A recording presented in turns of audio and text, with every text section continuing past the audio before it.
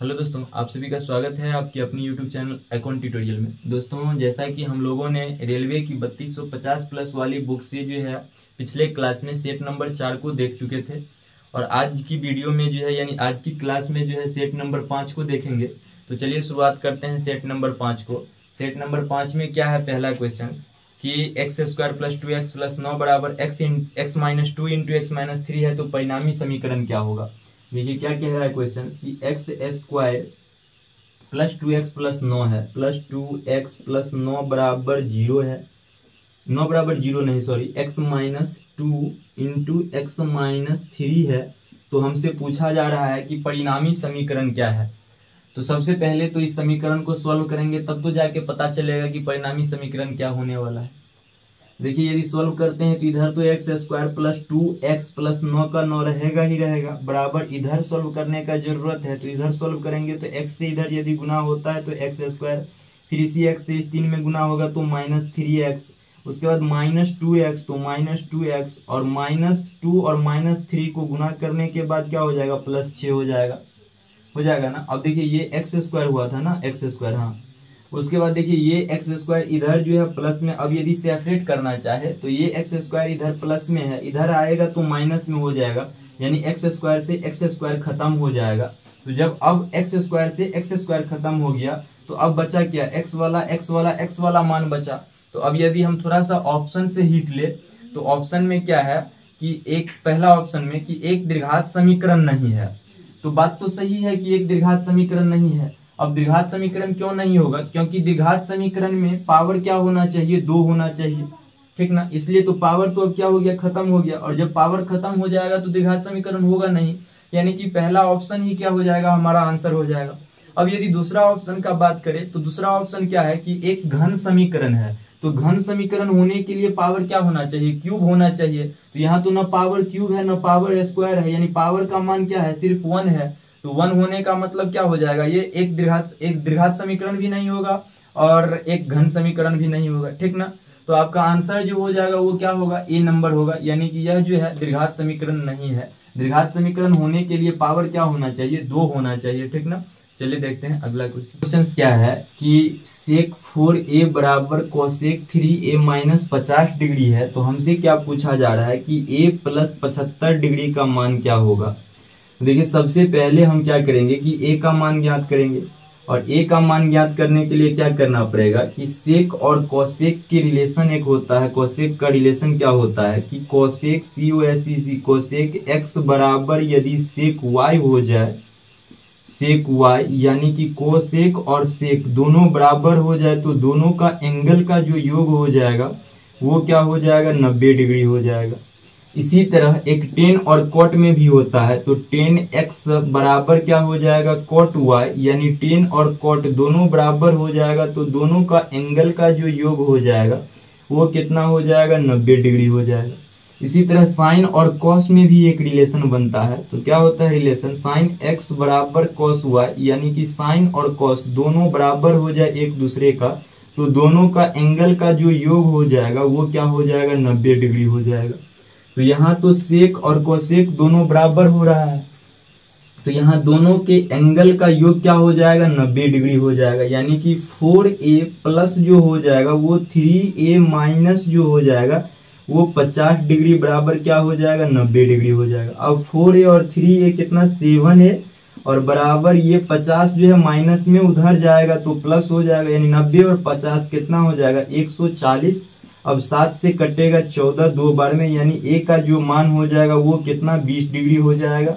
हमसे पूछा क्या जा रहा था, a प्लस 75 डिग्री का मान, तो a का तो मान 20 और 75 डिग्री क्वेश्चन का, तो 75 और 20 कितना हो जाएगा, 95 डिग्री हो जाएगा, ठीक ना।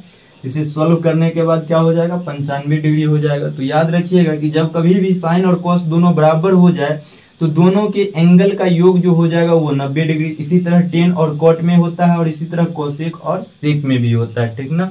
तो चलिए देखते हैं अगला क्वेश्चन। अगला क्वेश्चन क्या है कि यदि एक समबाहुभुज के प्रत्येक अंतःकोण का माप 135 डिग्री है तो उस बहुभुज में भुजा की संख्या ज्ञात कीजिए। देखिए क्वेश्चन में क्या कह रहा है कि एक समबाहुभुज है और उस बहुभुज में जो है एक कोण का मान यदि 135 डिग्री है तो उस समबाहुभुज में भुजा की संख्या कितनी है हमसे पूछा जा रहा है, यानी कि n का मान पूछा जा रहा है। तो देखिए किसी भी समबाहुभुज के प्रत्येक आंतरिक कोण का योग जो निकालने का फॉर्मूला होता है वो क्या होता है, n-2 इंटू 180 से जो है हम किसी भी समबाहुभुज के प्रत्येक आंतरिक कोण के माप का योग निकालते हैं।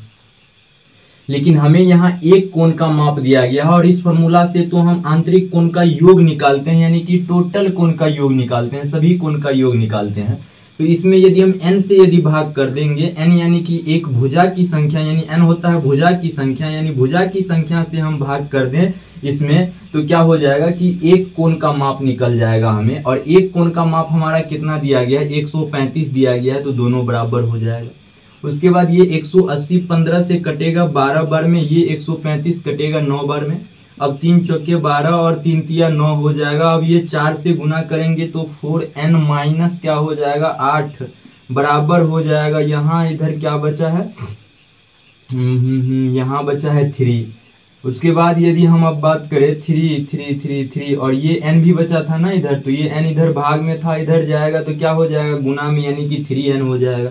ये 4n उधर जाएगा तो यानी क्या हो जाएगा -n बराबर -8, यानी माइनस माइनस खत्म हो जाएगा तो बचेगा क्या n बराबर 8, यानी कि भुजा की संख्या क्या है उस बहुभुज में 8 है, ठीक ना।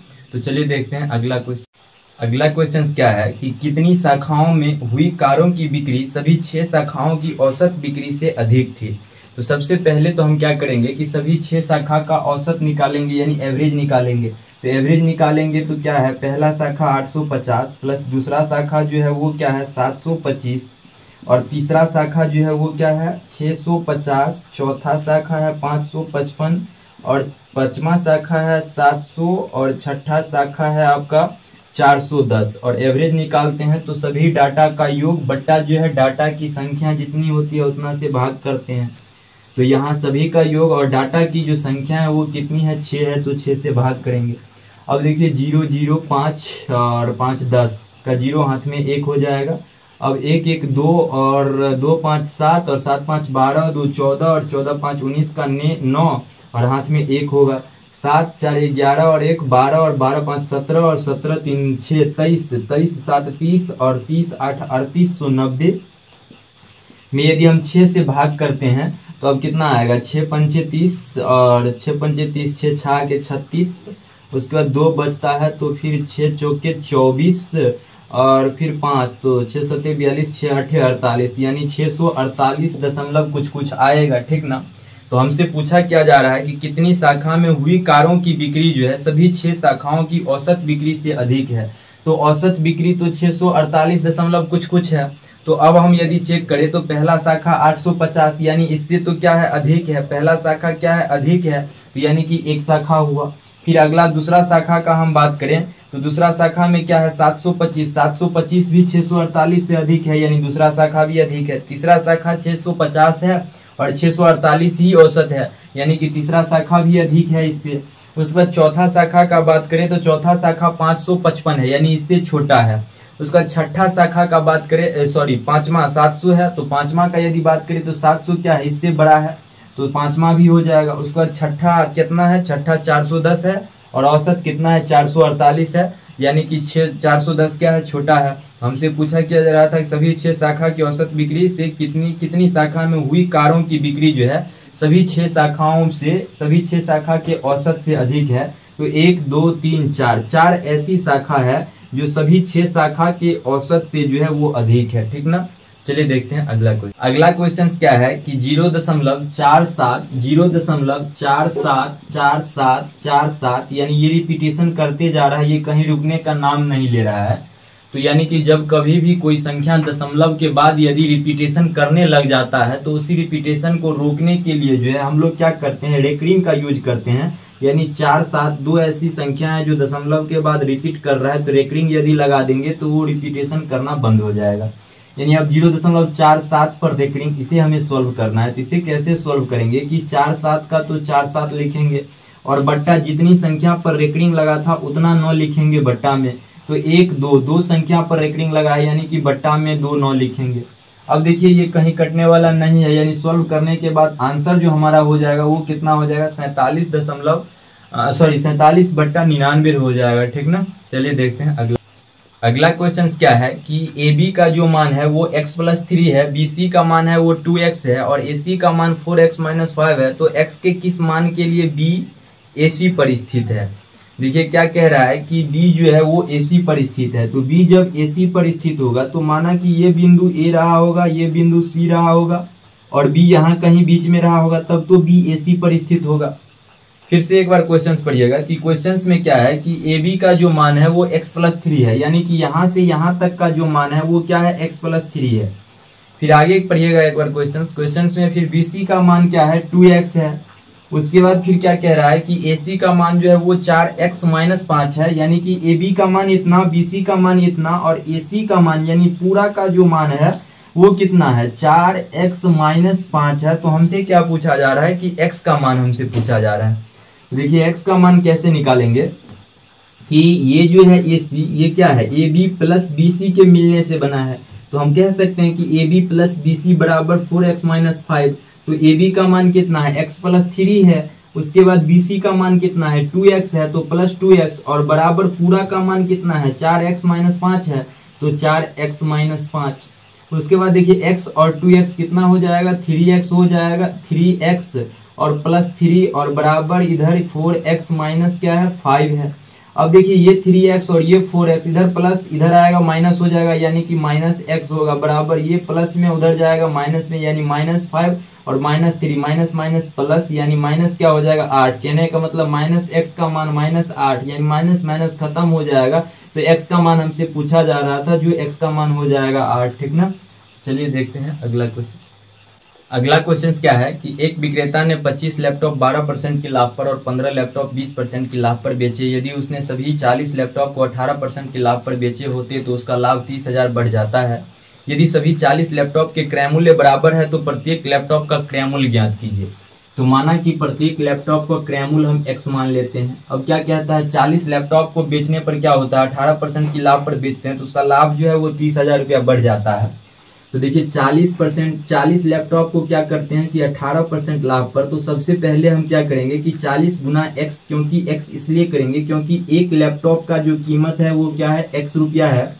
तो 40 लैपटॉप का कीमत निकालने के लिए तो 40 गुने x करेंगे तो 40 लैपटॉप का कीमत हो जाएगा, यानी क्रय मूल्य। अब हमें 40 लैपटॉप को जो हम बेचे हैं वो 18% लाभ पर बेचे हैं, तो 18/100 करेंगे तो 40 लैपटॉप को बेचने पर जो है वो हमारा लाभ कितना हो रहा है वो यहाँ निकल के आ जाएगा।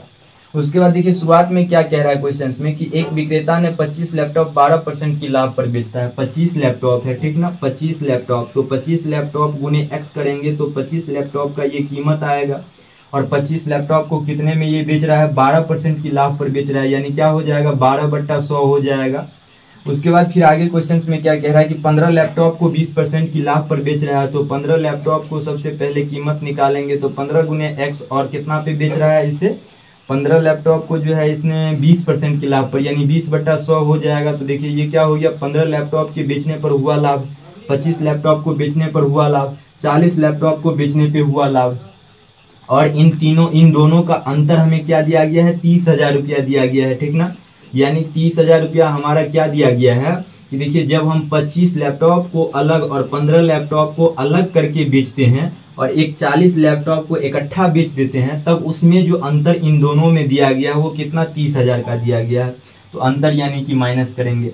अब यदि हम सॉल्व करते हैं तो देखिए 0 से 0 खत्म और 2 पंचे 10 हो जाएगा। अब 5 से कटेगा, 5 तिया 15 यानी 3x, और ये 25 चौके 100 और 4 तिया क्या हो जाएगा 12, यानी ये भी 3x हो जाएगा, और 3x और 3x कितना 6x हो जाएगा। अब यहाँ यदि सॉल्व करते हैं तो 0 से 0 खत्म, 2 1 2 और 2 पंचे 10 हो जाएगा। ये 18 दूनी 36x और माइनस का क्या हो जाएगा माइनस, और ये 3x और 3x क्या हो रहा था 6x और बट्टा 1 हो जाएगा। अब देखिए 6 पंचे क्या हो जाएगा 30 हो जाएगा। अब घट के क्या हो जाएगा हमारा यहाँ 6x/5 होगा और बराबर हमारा क्या था 30,000 था, तो 30,000। अब 6 से 30,000 कटेगा, 6 पंचे 30 यानी क्या हो जाएगा 5,000 रुपया। अब देखिए ये x का मान निकालेंगे तो 5 इधर भाग में उधर जाएगा तो गुना में हो जाएगा, यानी x का मान क्या हो जाएगा 25,000 रुपया हो जाएगा, ठीक ना। यानी एक लैपटॉप का जो कीमत होगा वो क्या होगा, 25,000 रुपया होगा। ठीक ना। तो चलिए देखते हैं अगला क्वेश्चन। अगला क्वेश्चन क्या है कि वह छोटी से छोटी प्राकृतिक संख्या ज्ञात कीजिए जिसे 1212 में जोड़ने पर प्राप्त संख्या पूर्ण वर्ग होंगे। देखिए 1212 में हमें कह रहा है कौन ऐसी संख्या जोड़े 1212 में कि ये पूर्ण वर्ग हो जाए। तो देखिए 1212 में यदि हम 13 को ऐड कर देते हैं ना तो ये क्या हो जाएगा, 35 का वर्ग हो जाएगा। ठीक ना। यानी कि 13 को ऐड करने पर 1212 में जो है वो पूर्ण वर्ग हो जाएगा। ठीक ना। तो चलिए देखते हैं अगला क्वेश्चन क्या है कि एक आदमी है, उन्होंने कुल 15 रुपया में 15 सामान खरीदता है। यदि वह उनमें से प्रत्येक को 1.23 में बेचता है तो उसका प्रतिशत लाभ ज्ञात कीजिए। देखिए 15 रुपया में उन्होंने 15 सामान खरीदता है, यानी 1 रुपया में कितना सामान खरीद रहा है, 1 सामान, लेकिन वो बेच कितना में रहा है, 1.23 रुपया में, यानी 0.23 का उसे लाभ हो रहा है। और कितने पे हो रहा है, 1 पे हो रहा है। और परसेंटेज निकालने के लिए क्या करते हैं, 100 से गुना करते हैं। अब ये दशमलव हटेगा क्या होगा, 0, 2 0 से 2 0 खत्म, यानी लाभ कितने का हो रहा है, 23% का हो रहा है। ठीक ना। चलिए देखते हैं अगला क्वेश्चन। अगला क्वेश्चन क्या है कि a प्लस बी का जो मान है वो कितना है, 56 है। a प्लस बी का मान कितना दिया गया है, 56 दिया गया है। फिर आगे कह रहा है कि a माइनस बी का जो होल स्क्वायर है ना, a माइनस बी का जो होल स्क्वायर है वो कितना दिया गया है, 496 दिया गया है। तो हमसे क्या पूछा जा रहा है कि a और b के गुणनफल का मान ज्ञात कीजिए, यानी a गुना b का मान क्या होगा, हमसे पूछा जा रहा है। देखिए कैसे सॉल्व करेंगे। देखिए एक फॉर्मूला क्या होता है a प्लस बी का होल स्क्वायर का, कि a प्लस बी का होल स्क्वायर का एक फॉर्मूला होता है a माइनस बी का होल स्क्वायर। और यहाँ प्लस है तो यहाँ भी प्लस, सिर्फ यहाँ का साइन चेंज होता है और प्लस क्या हो जाता है, 4ab हो जाता है। तो अब देखिए a प्लस बी का मान कितना दिया गया है, 56 दिया गया है। तो हम क्या करेंगे, 56 का स्क्वायर करेंगे। अब बराबर a माइनस बी का होल स्क्वायर का मान कितना दिया गया है, 496, तो सीधे 496 लिखेंगे और प्लस क्या हो जाएगा, 4ab, यहाँ से ab का मान निकलेगा, वही हमारा क्या हो जाएगा, आंसर हो जाएगा। अब 56 का स्क्वायर कैसे करेंगे, तो देखिए 56 का वर्ग कैसे करेंगे, किसी भी 2 अंक की संख्या का वर्ग हम कैसे करते हैं। देखिए पहले 3 स्टेप में करते हैं। पहला स्टेप में क्या करते हैं कि इस पहली वाली संख्या का वर्ग करते हैं, यानी 6 का वर्ग करेंगे तो 36, 36 का 3। अब दूसरा स्टेप में 5 6 30, 30 दूनी 60, और 60 में 3 ऐड करेंगे तो 63, 63 का 3 और हाथ में 6। अब तीसरा स्टेप यानी लास्ट स्टेप में पीछे वाली संख्या का वर्ग करते हैं, 25 25 और 25 और 6 कितना, 31, यानी 3136 रुपया जो है वो क्या हो जाएगा, इसका वर्ग करने पे हो जाएगा 3136 रुपया। और ये प्लस में है, ये इधर आएगा क्या, माइनस में हो जाएगा, 496 बराबर क्या हो जाएगा, 4ab हो जाएगा। ठीक है। अब देखिए यदि घटाते हैं तो 0 का 0 और 3 में से नहीं घटेगा तो 13 में से घटाएंगे, यानी 4 हो जाएगा। और ये एक 10 में से घटेगा 4, 6 हो जाएगा। और ये क्या 2, यानी 2640, और 2640 में 4 से भाग दे देंगे तो क्या आ जाएगा, हमारा ab का मान आ जाएगा। और 4 से भाग दीजिए, 4 छक 24 और 4 छक 24 0, यानी ab का मान क्या हो जाएगा, 660 हो जाएगा। यानी कि हमसे पूछा भी जा रहा था a और b का गुणनफल, तो a और b का जो गुणनफल हो जाएगा वो 660 हो जाएगा। ठीक ना। चलिए देखते हैं अगला क्वेश्चन। अगला क्वेश्चन क्या है कि एक आयताकार भूखंड के विकर्ण और एक भुजा के माप जो है वो क्रमशः 65 मीटर और 63 मीटर है। तो इस आयताकार भूखंड का परिमाप ज्ञात कीजिए। देखिए क्या कह रहा है क्वेश्चन में कि एक आयताकार भूखंड है, ठीक है। तो एक आयताकार हम क्या करेंगे, सबसे पहले भूखंड बनाएंगे। अब इसमें क्या कह रहा है कि एक विकर्ण और एक भुजा का माप दिया गया है। तो विकर्ण यदि बनाते हैं तो एक विकर्ण हो गया, और एक विकर्ण का माप कितना दिया गया है, 65 दिया गया है। और एक भुजा का जो माप दिया गया है वो 63 दिया गया है। तो ये 63, आप इस भुजा का माप ले लीजिए या इस भुजा का माप ले लीजिए, किसी एक भुजा का माप ले लीजिए, कोई फर्क नहीं पड़ता है। और हमसे पूछा जा रहा है कि इस आयताकार विकर्ण, इस आयताकार भूखंड का परिमाप पूछा जा रहा है। तो परिमाप का अर्थ होता है कि चारों भुजा का योग। तो ये भुजा पता है, तो ये वाली भुजा तो पता हो गया, तो ये वाली भुजा तो हमें पता करना है ना, यानी एक भुजा तो हमें पता नहीं है। और जब एक भुजा हमें पता नहीं है तो देखिए ये क्या 90 डिग्री का कोण यहाँ बन रहा है। और जब किसी भी त्रिभुज में एक 90 डिग्री का कोण बनता है तो वो समकोण त्रिभुज कहलाता है। तो जब ये समकोण त्रिभुज कहलाएगा तो 90 की सामने की भुजा कर्ण कहलाती है। तो ये क्या है, कर्ण है। और जब हमें कर्ण पता है और माना कि ये कर्ण है और ये माना कि लंब है, तो हम आधार पता कर सकते हैं, यानी कि b बराबर हम कैसे पता करेंगे, कर्ण का वर्ग। तो कर्ण का वर्ग यानी कि 65 का क्या करेंगे, हम वर्ग करेंगे माइनस क्या होता है लंब का वर्ग, तो लंब कितना है 63 का वर्ग। अब इसे सॉल्व करते हैं तो लंब यानी कि आधार बेस यानी आधार हमें पता चलेगा। तो अब देखिए इसे कैसे सॉल्व करेंगे। देखिए एक फॉर्मूला होता है ए स्क्वायर माइनस बी स्क्वायर बराबर क्या होता है ए प्लस बी इंटू जो होता है वो क्या होता है ए माइनस बी होता है ना। देखिए कुछ इस तरह दिख रहा है ए स्क्वायर माइनस बी स्क्वायर की तरह, तो हम लिख सकते हैं ना इस तरह।